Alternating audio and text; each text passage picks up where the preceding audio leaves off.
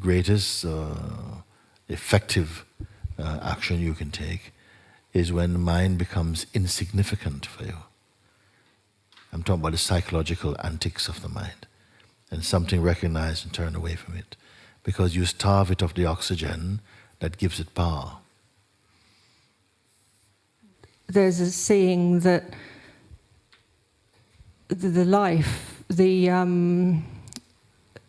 like the person is there, and it's all fine. My attention more and more is not going there. It's not. It's there, but it's not important.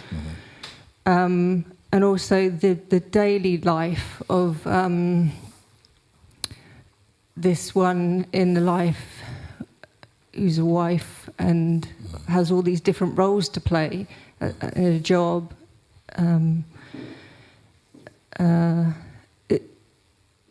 That's seen clearly now that that's just what it is. It's just the dynamic consciousness there that, and I'm aware of all of this play going on, but I'm not concerned so much with that. I'm just seeing it. Yeah, this is true. So This is true. This is also a very natural thing, actually, simple also. That it comes by itself. You're coming to see that, wait, as soon as waking up happens, then it seems the world appears again and is peopled with so many beings, and the sense of I arises back in this body, and the relationship of this I with the world at large and so on is also functioning on some level, and that is taking place in front of something that has no name, isn't it? So the entire waking state consciousness and its functioning is happening by itself, actually. The experiencer, that which is being experienced, and the movement or the functioning of experiencing are all the play and the content of that waking consciousness, of that dynamic consciousness that you're speaking. It's simply happening, including the sense of this intimate identity of a sense of me moving in this world as a character who is playing presently a husband or a wife or this or that, an uncle and this, and all of this is kind of going on. Something is quite apart from this, but it does not dismiss this role. It is not cynical about it. It knows it has to play that part also. You follow? That part is also being played. But the cynicism is not there that, oh, it's rubbish, it doesn't really... No. It is also consciousness acting. But beyond this active consciousness, there's also a space of seeing, where it's as though one is looking out from this vastness and observing the functioning of consciousness, operating inside this form, doing its thing. And it may sound strange, but as you acclimatize yourself to it, and by that I simply mean that you become comfortable with this seeing. Because the mind is going to try and tell, look, something is very strange, this should not be, you see? But something is feeling, no, it's going by itself. And also, the way of seeing it becomes more perfected. There is a saying, I'm not seeing the world as it truly is, I am seeing the world as I am. So if I am a very stressed being, the world will come across a very stressed place. You see?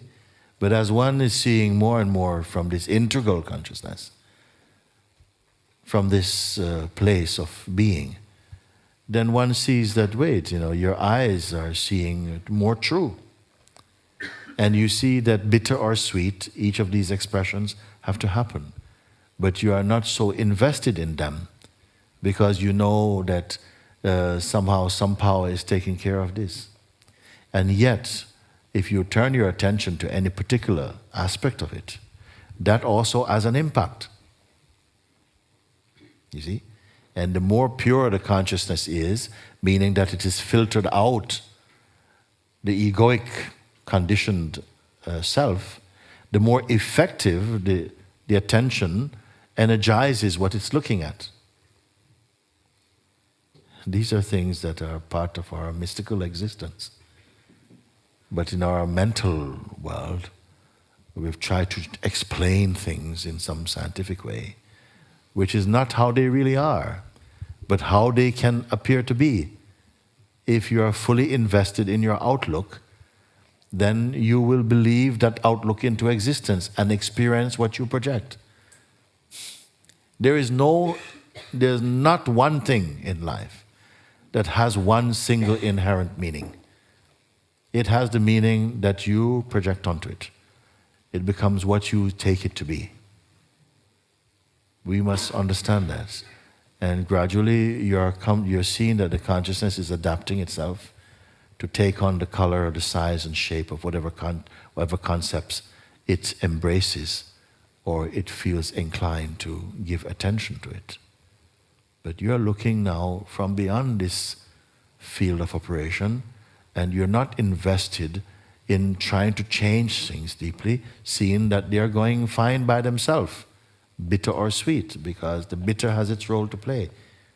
And sometimes a much more effective and auspicious role than the sweet thing. You can only bless it. But your place of looking, you have moved beyond more and more from the grip of phenomenality. You're looking out from another place.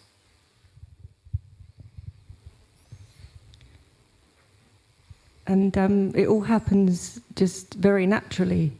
Very, almost, you just slide into it. Why it happens naturally? Because it is natural. That's why it happens naturally. You see? You also just somehow in your life, you're being aligned with that universal principle, and then you see somehow everything drops into place. And everything seems to, like, without setting any program, it's all just unfolded naturally for you.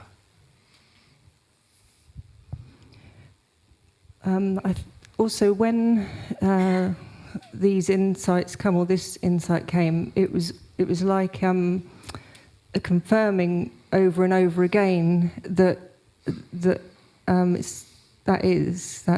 so. But that felt like, sometimes it felt like it was maybe the mind that was trying to confirm. You see, the mind tries to claim this, because if it can get in and put the signature on, it can claim it as, well, we did really well here. You see? But then that is even seen out of the sharpness of your own Dharma eye. You are seeing this thing. And what did you do? You chose to disregard him, which he doesn't like. Because the greatest effective action you can take is when the mind becomes insignificant for you. I'm talking about the psychological antics of the mind. And something recognized and turned away from it. Because you starve it of the oxygen that gives it power. You see? Just like that. Let go, relax. Beyond this active consciousness, there's also a space of seeing, where it's as though one is looking out from this vastness and observing the functioning of consciousness, operating inside this form, doing its thing. Even silence is heard, presence is witnessed. You have moved beyond more and more from the grip of phenomenality. You're looking out from another place.